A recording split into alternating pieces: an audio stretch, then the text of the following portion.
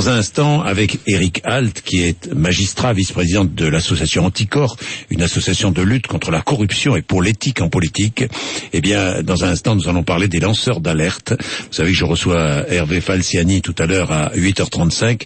Les lanceurs d'alerte, Snowden, Falciani, d'autres, qui nous alertent sur la corruption, sur les fraudes en tout genre. Et ils ne sont pas protégés, notamment en France. Beaucoup reste à faire pour mieux les protéger. On en parle dans un peu plus d'une minute. 7h39. Bourdin Direct, RMC tout en direct.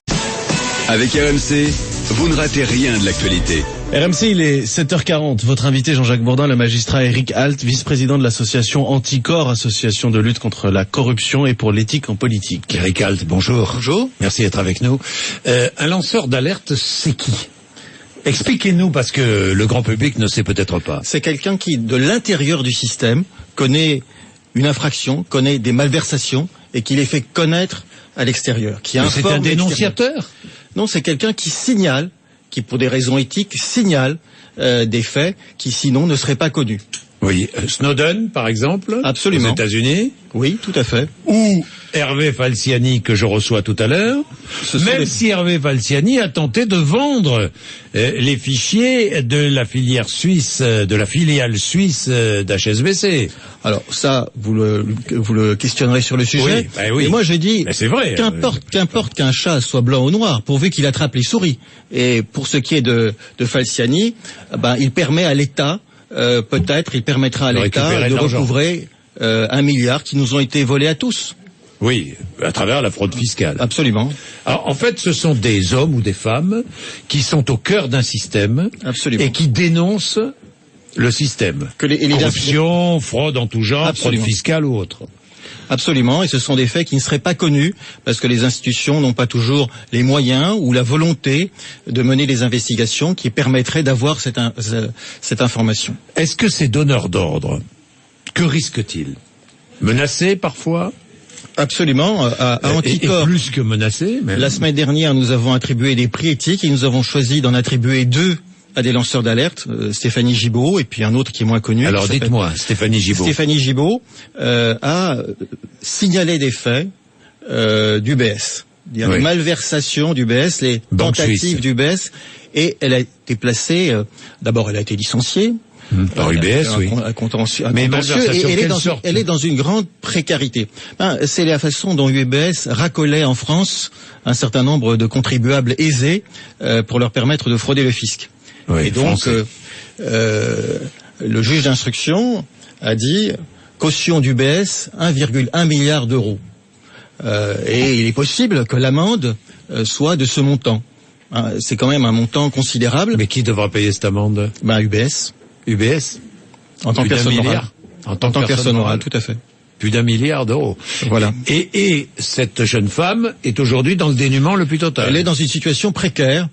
Quasiment tous les lanceurs d'alerte sont dans une situation précaire. C'est-à-dire qu'on ne les aide plus. Non, et c'est d'ailleurs un problème, parce que je pense qu'au regard de ce qu'ils apportent à la collectivité, de ce qu'ils apportent au bien commun, ce serait pas forcément scandaleux de les aider, ce ne serait pas forcément scandaleux de les récompenser. De les rémunérer, comme on rémunère un indique. Alors, par exemple, c'est un peu ça, non ? Aux États-Unis, ce n'est pas un tabou. Ah bon ? Aux États-Unis, ce n'est pas un tabou. Il y a d'ailleurs eu d'autres lanceurs d'alerte qui ont été rémunérés. En France, c'est encore quelque chose qu'on discute, et je conçois tout à fait qu'on peut le discuter, mais je pense que ce n'est pas une situation satisfaisante que de laisser dans la précarité des lanceurs d'alerte qui ont quand même bien servi l'intérêt général. Oui, mais certains disent ce sont des dénonciateurs, Eric Alt. Moi je veux bien. Je prends pas parti, je ne veux pas, mais bon, c'est quand même... C'est difficile moralement. Moralement, c'est difficile. Alors j'en parlerai avec Hervé Falciani tout à l'heure. Ils ont le courage de la vérité.